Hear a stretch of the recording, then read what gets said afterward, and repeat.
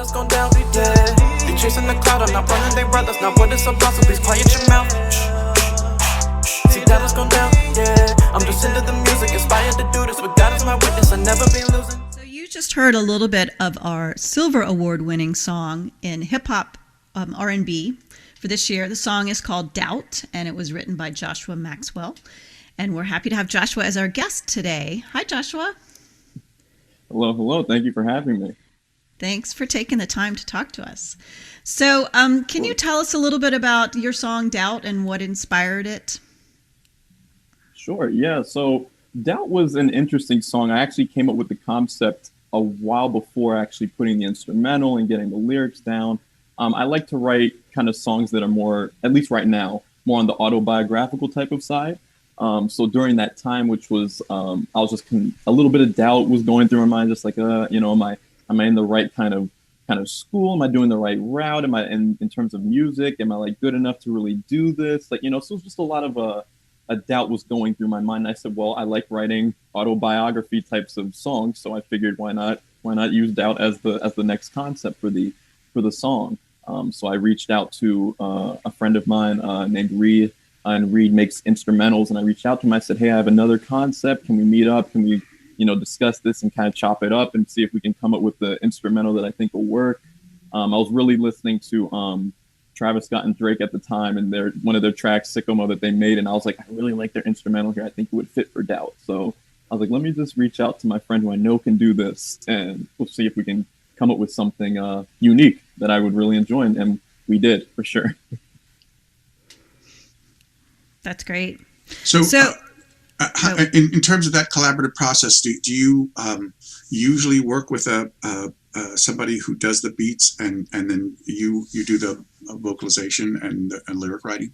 Yeah, so the first way that it kind of happened was I reached out to just a few people that I knew kind of started doing instrumentals. And then when I reached out to them, they're like, yeah, let's meet up, let's reconnect, because it had been a while. And then, I kind of said, here's my concept. Here's kind of the reference track that I heard my kind of song to, the instrumental behind it. So we'd listen to the reference track together a few times just on repeat. And then, he kind of said, okay, what about this sound? Do you like this? And I'd be like, yep, that's not it. Yep, that's the one. I hear it. I can feel this. This is how I want the track to kind of go. So normally I work with the instrumental person in general, or the beat maker, because they kind of have the equipment, the tools, and kind of the know-how to figure out how to create the beat. So then once we kind of create it, I'm like, okay, this is good. I'm ready. Now I'm going to write my lyrics to this and kind of put it together. Because I prefer to wait to write my lyrics until the instrumental's kind of in a place where I feel like I'm ready to write my lyrics, where I feel like I can, okay, here's the instrumental. This is going to flow here. This is going to flow here. So that's my process for how I do it. But yeah, I work with instrumentalists, and they're great. They're awesome. Yeah, and so that collaborating with other writers is an important thing that we talk about and amongst ourselves talk about. What's the most important part of collaborating for you? Probably the most important part, I would have to say, is connecting with the other person, and I guess maybe a little bit of a compromise here and there, just a little bit, because they are still putting together something for me, but in a way, it's like, it's still they're part of that, right? So sometimes they're like, I don't know if that sound you think is the right exact one. What if we try this one right here? And I'm like, okay, let's see how this works. So it's a lot of give and take in terms of working with, in any area, especially when you're making a song too, when you're working with people. So when we work together, it's more like, okay, what can we compromise here and there? And then we do that, and that's probably the best part and the hardest part, because the product at the end is like, I'm so glad that we had this kind of back and forth here. So that's great. I think you do a really good job of blending different genres in your music, which make your songs both more accessible and more interesting, in my opinion. So how do you describe your music, like, to someone who's never heard it before? It's really hard because, as you said, it's like genre blending, because I'm influenced by so many different kind of genres. Like, on my phone and my playlist, it's literally, you can find like almost every genre of music in there. It's like, what do you feel like listening to? Do you want a little, hip hop? Do you want a little rock? Do you want a little country? Do you want so I'm just so influenced by so many different things. So normally I'll say, okay, well, I say my music is more of an R&B / pop with a hint of hip hop and tad bit of just different vibes and rhythms that I'm feeling in terms of it. Because even with Doubt, it's very unique in terms of the beginning sound before it transitions to like the switch, the beat switch in the halfway through the song. So just that even sound in the beginning, I was like, this is really touched by so many little things. And people are like, how do you classify it? I'm like, I struggle to really put my stuff in a box. I do. But I kind of like that because, you know, I want to be myself. And I feel like the best way to do that is just to take what I like and put it together. So. Yeah. And that pop hop rock kind of blend is definitely one of the things that really appealed to me. Mm-hmm. Mm-hmm. So maybe we can call it that genre, pop hop rock. I'm for it. I'm all for it. Credit to you for the name. It's yours now.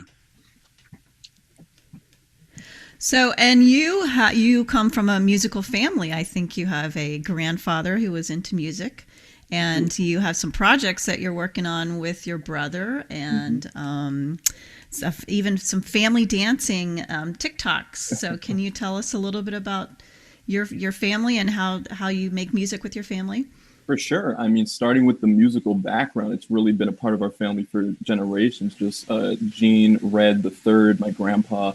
Just a big time kind of producer, working with, you know, creating Kool and the Gang and working on tracks like Summer Madness and the Wild and Peaceful album, you know, and then my Aunt Sharon, who was part of the disco funk kind of era with the song Can You Handle It? You know, that was her track. And then my Aunt Penny, Penny Ford, who did I've Got the Power. So it's really like a musical family background for sure.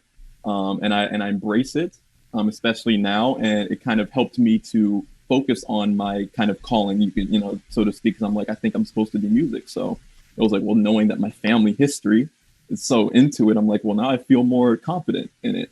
And working with my brother has been great, just because, you know, it's great working with family, especially when you both are passionate about something, right? It gives us something to work on together. And, you know, making instrumentals, like my latest project I released called Resolutions, my brother's actually the producer on most of the tracks on Resolutions. And, you know, we worked together on that. He said, hey, do you want to do this? Like, he produced Vibe It Out. So, you know, we've been working together on all of those things. And I'm like, okay, well, this is great. I like working with my brother here. So, and he has his own projects that he's doing. So it's a family affair. And it's enjoyable because I know I can trust him too. Because it's, you know, trust is just so huge in music. So you're sure you can trust him? I'm hoping I can. Prayerfully, I can trust him in this space. In the long run. Right. In the long run. So yeah, it's a family affair. I mean, he started the independent label that I'm a part of with him called Family First, you know, music group. So it really is that whole aspect. And then the TikToks, right, with the family, you know, just working with them and just having fun, and just coming together. And we all love music. So we just take a song or something that we all enjoy and we just we dance to it. And people seem to be enjoying looking at the different generations and my family just kind of having fun together and dancing. So it's a tough balance for sure, just trying to make sure we get everything, the projects and the instrumentals and the family TikTok and stuff. But I think it's all building to the same thing, which is that we're all trying to, you know, move into this space and really try to make an impact in this space where we can. So I think it's all building and working together. It's all coming together. Do you ever use your own songs yet on TikTok, or are you mainly doing covers and dancing with your family? I have used some. We actually did a little video to Vibe It Out too, which I'll probably post sometime on TikTok at some point. So that's what I love about TikTok, is just because, you know, it's a great place for musicians to, you know, not only just work on music, but really focus on your own stuff and get it out there for people to see. I don't know if we've seen a platform like this before. How are you dealing with this isolation? Because that's one of the themes of this year. Has that helped any part of what you're doing, or has it mainly just been keeping you from doing as much as you want to? It's helped me to focus more just because there's not as much to do. But then again, there's still a lot to do, and even maybe a little more. The nice part is, you know, my family, we're all kind of together here in this kind of isolation phase. So since we're all together, like, it makes it easier for us to kind of just say, well, do you want to do this today or do this video today kind of thing? So in that aspect, it is easier. And also just being in the same place as my brother now, where we can work on music, right? I can just kind of walk over and say, hey, I have an idea. let's kind of work this out. Whereas before, he was in a different place, I was in a different place. I call him, I miss his call, he calls me, I miss his call. So it's like we're trying to find that time to link up and work on some new music. But so being in the same spot has helped with that, for sure. And then it's also like I still want some space as well, because I'm like, we're in it together, and it's like, oh, we're all stuck here. So it's like everyone's butting heads at some point, right? So. Yeah. Yeah. No, definitely. Mm-hmm. And what are you hoping to do in the next year? Let's say by the fall, or so. I would guess that live thing, it'll happen over the summer. Somebody's mostly going to be open air, I have a feeling. Mm-hmm. Mm-hmm. Yeah, I mean, I would love to go out and do more, performances, and that was actually a goal before everything happened. Was like, here, we got this project that's about to come out. Let's really push this project when it's out and try to perform it live for all these people to kind of see and hear, because we thought it would be fun to do live.